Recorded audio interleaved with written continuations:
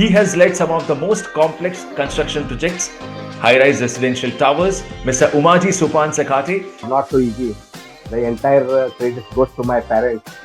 Without their sacrifice, I wouldn't be who I am here. Hearing the tension behind those decisions bring alive the unseen side of project leadership. Hierarchy of the communication and labor laws, regulations, work-life balance, everything is challenges there. But after some period, it goes on routine work.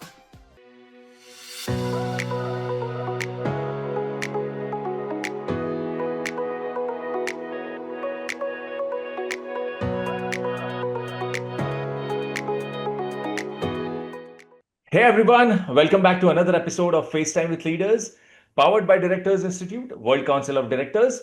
I'm your host, Sunny Pancholi, and today's conversation is about something we all see every day but rarely stop to think about: buildings, infrastructure, cities that rise silently around us. Behind every structure that stands tall, there is a leader carrying pressure most people never see. Deadlines that don't move, decisions that cost crores, teams that look to you when things go wrong, and responsibility that doesn't end when the site shuts down for the day. Our guest today is someone who has lived this reality for more than 27 years. Across India, UAE, Oman, Tanzania, and West Africa, he has led some of the most complex construction projects: high rise residential towers, hotels, schools, substations, industrial developments, mass housing, and even billion-dollar infrastructure programs. He has worked at the sharp end of execution, where planning meets the ground, where leadership is tested daily, and where integrity, safety, quality, speed, and economy all collide at once. Today, we are not talking about theory, we are talking real projects, real pressure, real leadership, and the mindset it takes to deliver when everything is on the stake. Ladies and gentlemen, please join me in welcoming Mr. Umaji Sopan Sakate, General Manager Projects. Mr. Sakate, welcome to FaceTime with Leaders. How are you doing today? I'm fine. Thanks, Sunny. Uh, I'm well, and thanks. Great to hear that. All right, so diving right in, Mr. Sakate, I want to go back to the beginning, not the resume beginning, the real beginning. So, when you look back, how did this journey really start for you? Well, Sunny, that's a good question. When reflecting on the past, it's natural to have a mix of emotions. The journey was not so easy. The entire credit goes to my parents. Without their sacrifice, I wouldn't be who I am here. Being a high academic performer from an early age, I secured a highest position in the primary and secondary education, Board of Education in 1994 and 1987. I joined the estimated civil engineering batch at historic Walchand College of Engineering, Sangli, from 1987 to 1991. That was my memorable start of my academic career. After that, my early professional career started in 1991 with a trainee site engineer to site engineer for a period of 5 years. During this period, my job profile was to learn, to adopt, and supervising skills for different construction activities, managing laborers, ensuring safety compliances, conducting quality control, and preparing a daily progress report. After 10 plus years of practical experience as an experienced senior engineer, responsibility grown up to managing budgets, negotiation contracts, coordination with architects, clients, and different stakeholders, as well leading the team of engineers to successfully handing over the projects in quality, speed, safety, and economy. Today, I have total 3 decades of field experience in residential, commercial, industrial infrastructure, including 1 plus decades of international exposure in 4 countries, that is in UAE, Oman, Tanzania, East Africa, and Gabon, West Africa. Expertise in practicing of eliciting, planning, executing, monitoring, tracking, controlling, and handing over the project. It was a great experience that my professional growth through the middle phase of my career.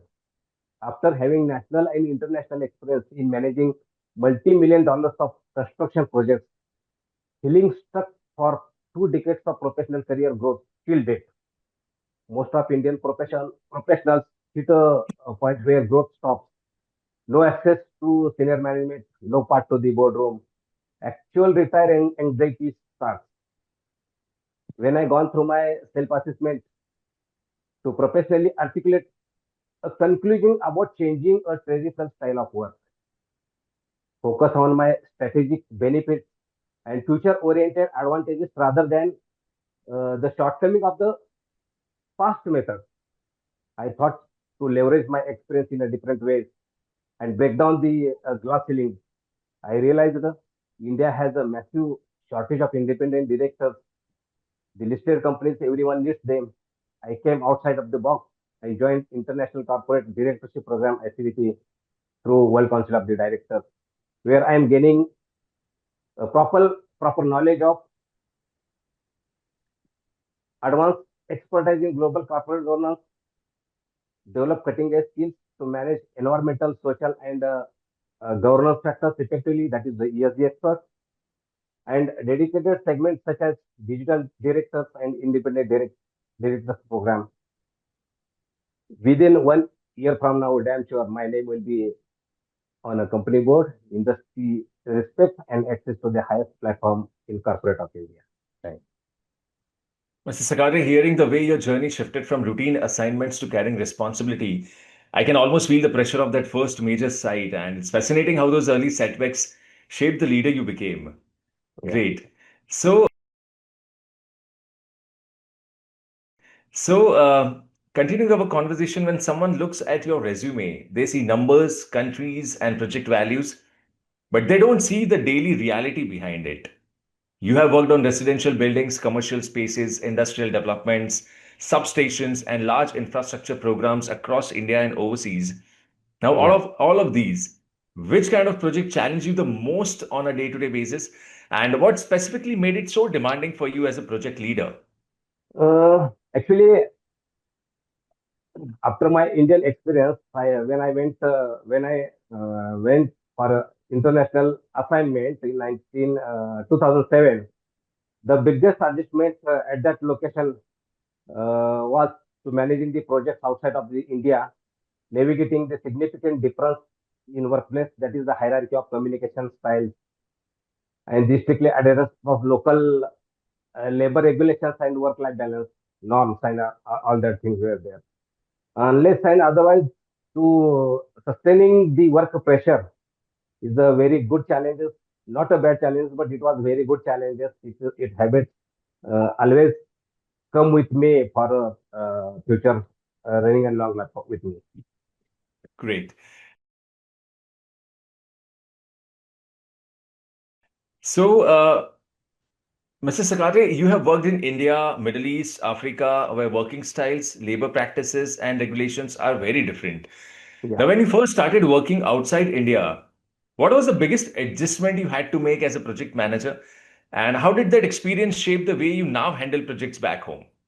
The answer is in only one sentence. That's handling the pressure and working in a proper way, handling pressure and work better. Anyway, that is the very good challenges.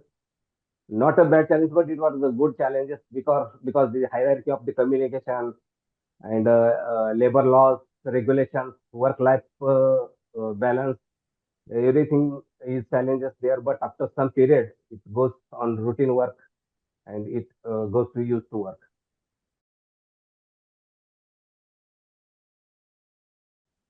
So, diving a bit deeper, Mr. Sakati, in construction, delays, cost pressures, and quality challenges often come together at the same time. Now, when you are in a situation where the schedule is tight, costs are under scrutiny, and safety cannot be compromised, how do you approach decision making so that the project stays balanced and under control? It is a very good question. In project management, yeah, construction management, it's called as the three constraints of the project management. Time, first is the time, second is the cost, and third is scope. These three factors affects to the quality of work, and we cannot we cannot avoid the safety norms and all that is. So priority is safety and non-negotiation. Safety is the first in the construction industry or everywhere there is an industry because this is only one activity who comes without intimation.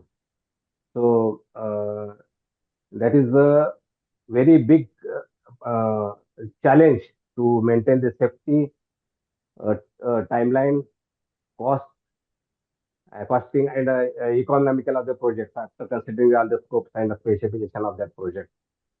So safety is mandatory, as I said earlier. Safety is a mandatory for the construction projects because that is the unplanned activities which comes to destroy all the assets of build assets and human injuries and all that things.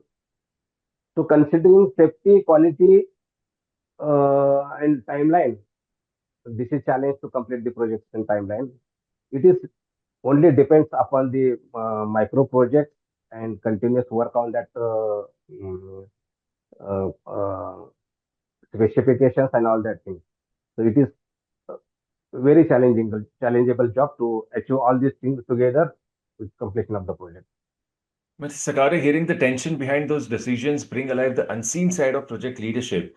And the balance between cost, time, and safety becomes real when you describe it through those moments rather than policy. Incredible. All right. So now time to shift gears and welcome to our rapid fire round. Short questions, quick answers, no overthinking. So are you ready for it? Yeah, sure. Okay. First question, what's the first thing you do when you wake up?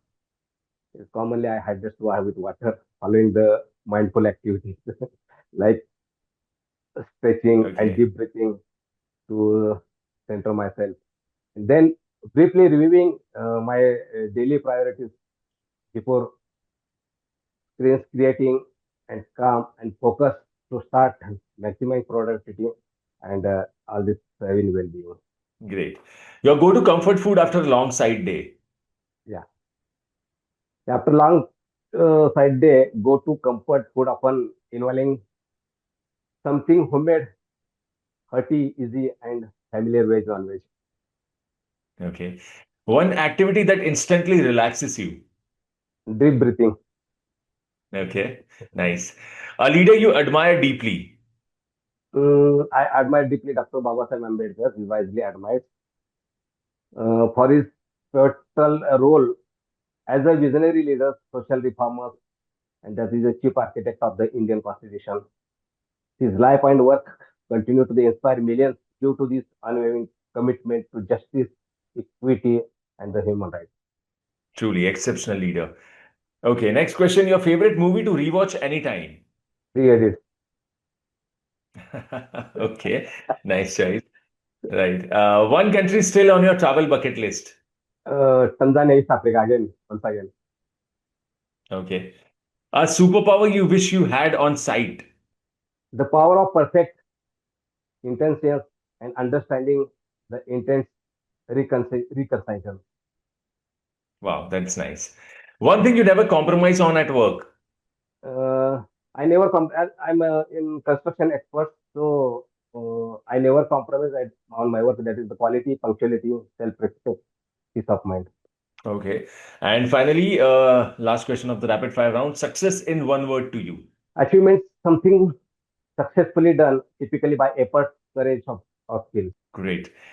Mr. Sakate, thank you for the rapid fire round. Now let's move on to the next segment of questions.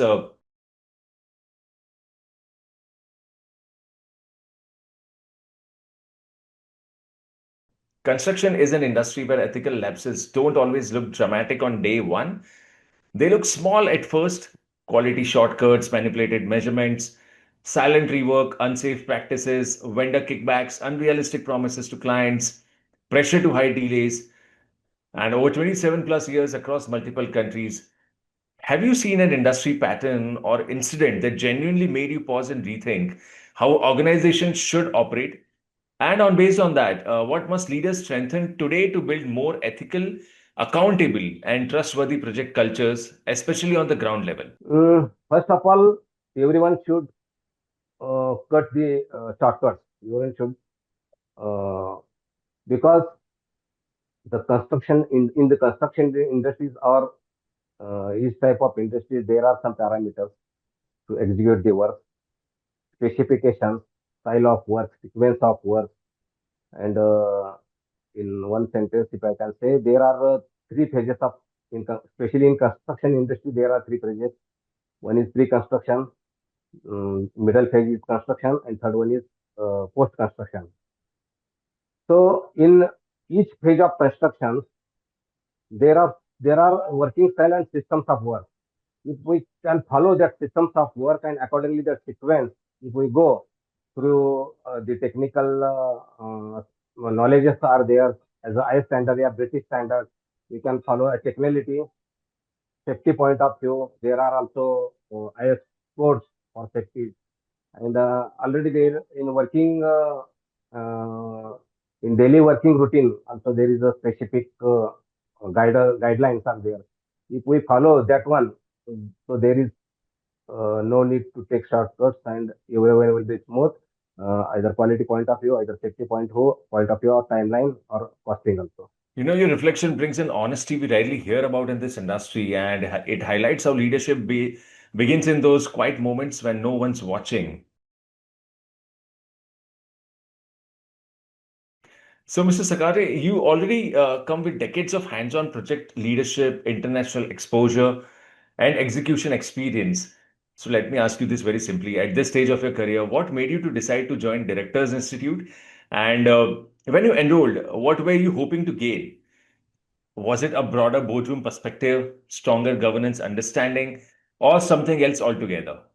I have total 3 decades of experience in this construction industry, like national and international.